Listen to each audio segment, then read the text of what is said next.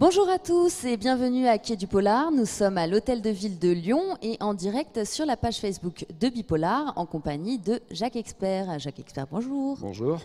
Alors vous êtes l'auteur de Sauvez-moi qui est paru en mars chez Livre de Poche et vous allez bientôt sortir Le jour de ma mort en avril. C'est pas la mienne, je vous rassure. Heureusement. Vous étiez jusqu'en 2018 un grand personnage du paysage audiovisuel et médiatique français. Maintenant, vous avez tout arrêté pour vous consacrer à votre carrière de romancier. Ça se passe bien la transition ? Oui, ça se passe bien. Et je regrette pas, j'étais patron des programmes d'RTL, et je regrette pas d'avoir tourné la page, comme on dit, pour me consacrer essentiellement à l'écriture de romans et de synopsis. Voilà. Et du coup, maintenant, vos journées, c'est vous vous levez, vous écrivez Mes journées, je me lève vers midi à peu près. Non, je plaisante. Non, c'est les journées où j'écris pas mal, et puis bon, j'ai des rendez-vous, etc. Enfin, c'est des journées assez chargées, mais qui sont essentiellement forcément consacrées à l'écriture, puisque c'est le choix que j'ai fait. Voilà. Alors, est-ce que vous vous rappelez quand et comment vous avez eu l'idée de Sauvez-moi et après, on parlera peut-être du jour de ma mort, mais comment ça vous est venu ? Écoutez, le processus de pitch, on va dire, c'est-à-dire de démarrage d'une idée, est assez complexe en fait. En ce qui me concerne, c'est souvent sur un petit détail que je me dis, tiens, ça pourrait faire un roman. Parce que moi, dans ma façon de travailler ou d'écrire, je pars toujours d'une idée, et après je me lance dans le livre sans en faire le plan et sans connaître la fin.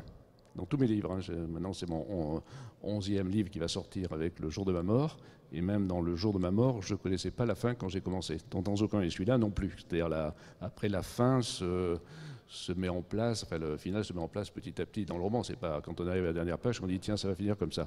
Alors celui-là, il se trouve qu'il y a quelques années maintenant, j'avais fait un essai chez Calman Levy sur la prison de longue durée. C'est-à-dire sur ces détenus qui sont condamnés à perpétuité, et selon un schéma assez classique, c'est-à-dire l'entrée quand on a une longue peine à faire, quand on est au milieu de sa peine et quand on sort. Et j'avais été à l'époque assez impressionné par le moment de la sortie, qui, à l'époque où j'avais fait le livre, est un moment, maintenant la sortie des détenus est plus encadrée. À l'époque, c'est un peu comme dans les films, c'est-à-dire on sort et on est confronté à un monde hostile, ou en tout cas un monde qu'on ne connaît pas. Et j'avais été toujours frappé par ces images-là de détenus que j'avais accompagnés pendant leur sortie. Et vraiment, c'est un détail. Je regardais ma bibliothèque, je suis tombé sur ce livre qui est toujours chez moi. Et ça m'a donné le déclic. Vous voyez, c'est un petit déclic comme ça. Et sur d'autres livres, c'est aussi des déclics. Et je suis parti de cette idée de l'homme qui sort de prison et qui est-ce qu'il est coupable, est-ce qu'il est innocent? C'est toute la problématique de ce livre. En tout cas, c'est part toujours d'un petit déclic comme ça. Voilà l'histoire du démarrage de Sauvez-moi. Très bien. Et la deuxième chose, tout qui est importante, c'est qu'il y a un flic, enfin une femme policière. Ce qui m'intéressait à deux étages, à deux niveaux, c'est que d'abord, dans la police, et dans les années dont je parle, les femmes policières étaient souvent dans des rôles mineurs, alors que moi, elle a un rôle majeur, ce qui en fait un personnage assez exceptionnel. Et puis, ce qui m'intéresse, et que j'ai rencontré, auquel j'ai été confronté pendant des années, enfin plusieurs fois, disons pendant ma carrière de journaliste, c'est être confronté à des policiers qui savent qu'ils se trompent et vont au bout de leur erreur parce qu'ils ne peuvent pas afficher leur erreur. Et c'est ça qui m'intéressait.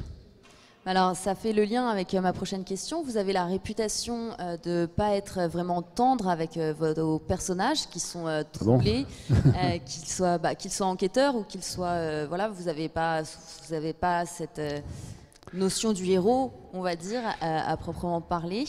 Vous n'êtes pas vraiment tendre avec cette enquêtrice dans Sauvez-moi, qui n'est pas non plus une héroïne.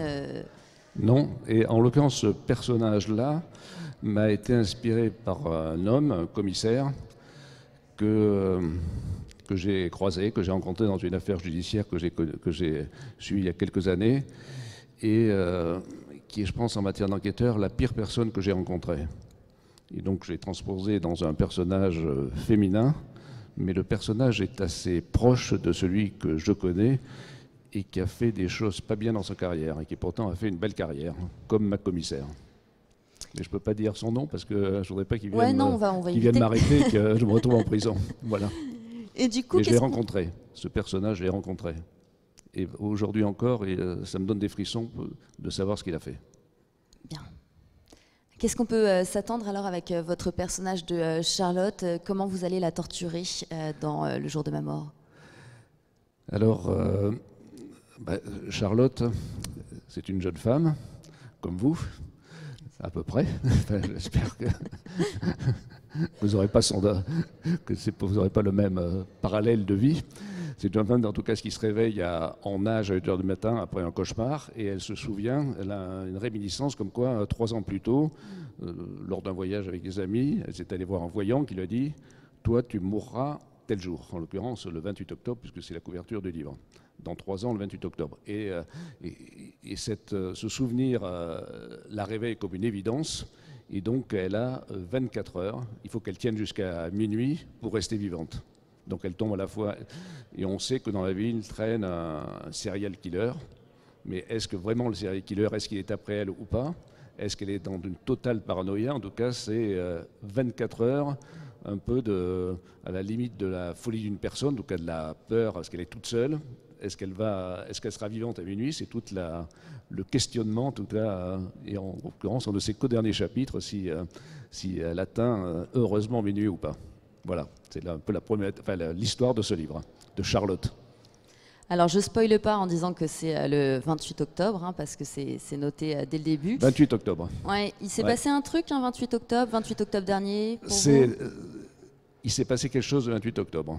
Oui, c'est pas le 28 octobre par hasard. Mais après, ça fait partie du... je ne peux pas dire pourquoi. Si on réfléchit, peut-être qu'on peut trouver. Mais en tout cas, le choix du 28 octobre n'est pas un choix par hasard. C'est vraiment voulu. Très bien. Dans ce livre, le thème, c'est est-ce que c'est plutôt la mort, plutôt la paranoïa, ou est-ce que c'est juste un prétexte pour embêter les lecteurs? Voilà, c'est plutôt... Non, enfin, c'est évidemment l'idée qu'on peut mourir ce jour-là. Si on vous dit... vous allez mourir ce soir avant minuit, là vous quittez tout de suite l'interview, vous rentrez chez vous, vous enfermez, vous appelez vos amis, vous allez à la police, enfin vous faites tout. C'est un peu ça, quoi. C'est-à-dire vous tombez dans une paranoïa, clairement. Après, c'est une jeune femme avec laquelle on a de l'empathie malgré tout. On a envie qu'elle atteigne minuit. Puis après, c'est du suspense parce qu'il y a plusieurs événements pendant cette journée qui vont émailler cette journée où elle est confrontée à un risque d'y passer. Donc c'est tout plein de petits événements qui ne sont pas forcément très graves, mais qui, pour elle, comme elle tombe dans une vraie paranoïa, deviennent des événements importants. Et le lecteur, enfin en tout cas c'est ce que j'ai essayé de faire dans ce livre, peut se dire, tiens, là, elle va y passer. Bon, peut-être pas, parce que comme à chaque fois il reste un peu quelques pages encore à lire, il se dit, non, c'est pas maintenant qu'elle va mourir. Mais en tout cas, le suspense va jusqu'à minuit ce jour-là, ce 28 octobre. Très bien, très bien. Alors, on va passer à un autre style d'interview, une interview qu'on appelle le à cœur ouvert sur Bipolar. Du coup, à cœur ouvert, je vais vous faire 2 propositions et c'est à vous de choisir. Alors, est-ce que vous êtes plutôt polar US ou polar français? En toute franchise, je suis plutôt polar US. Sherlock Holmes ou Hercule Poirot? Hercule Poirot. À main armée ou à main nue? À main armée. Télé ou radio? Radio. Qui ou quand? Qui? Poudre noire, poudre blanche? Pardon? Poudre noire ou poudre blanche? Poudre noire, on va dire. Flic ou voyou? Flic. Frédéric Dard ou Georges Simenon? Simenon. Jour ou nuit? Excusez-moi, je t'entends. Jour ou nuit, pardon. Normalement, un auteur de polar, il devrait dire nuit. Moi, je dis jour à 100%. Enquête ou action? Enquête. Paris ou Bordeaux? Bordeaux, parce que je suis bordelais. Donc, forcément. Pacino, De Niro? Alors ça, c'est dur. Hein. De Niro. Enfer ou paradis? Le paradis. Film ou série? Là aussi, on va dire, c'est difficile, on va dire, série. Huis clos ou extérieur? Là aussi, c'est extérieur. Réalité ou fiction? Réalité. Affaire en cours ou affaire classée? Affaire en cours. Vérité ou secret?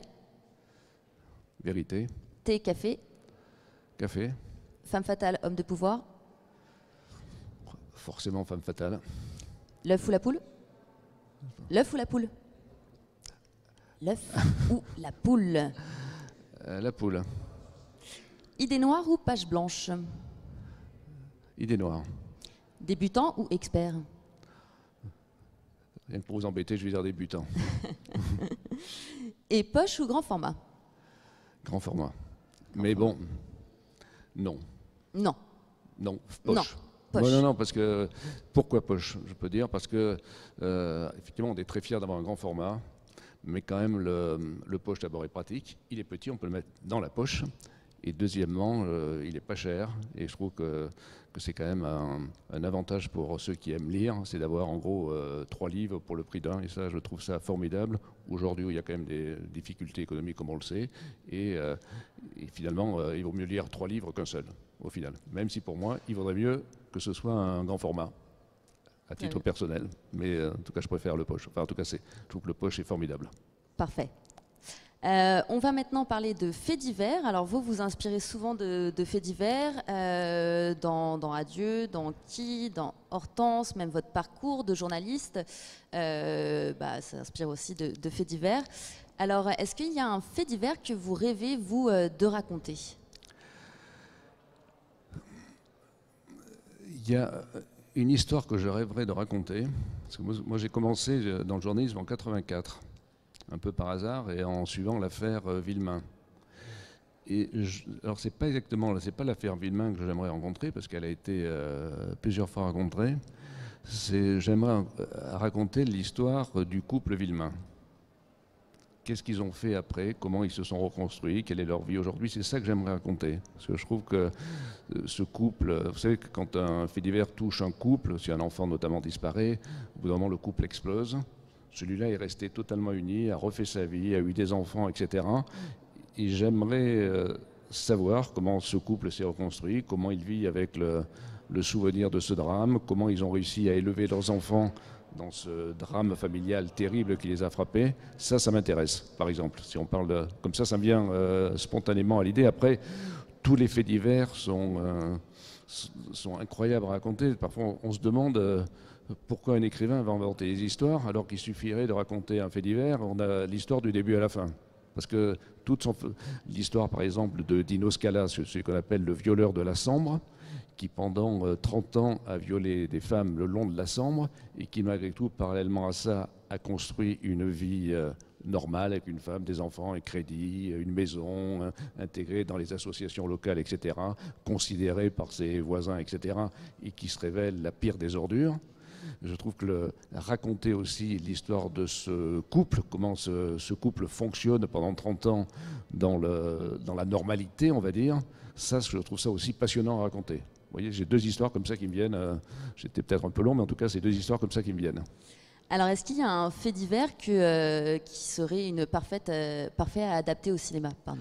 Il y en a plusieurs, évidemment, et souvent, il y a les faits divers, c'est par principe, il y a des tas d'histoires qui sont adaptables au cinéma. Il y en a quand même un film remarquable qui me vient en tête, c'est L'Adversaire, de Nicole Garcia, qui raconte l'histoire de Jean-Claude Roman. Vous savez, cet employé qui travaillait en Suisse, qui était médecin en Suisse, qui faisait croire à sa famille qu'il était médecin, et en fait, il n'était pas médecin à l'OMS. Il passait ses journées dans sa voiture et rentrait le soir du boulot, comme s'il avait passé sa journée en Suisse.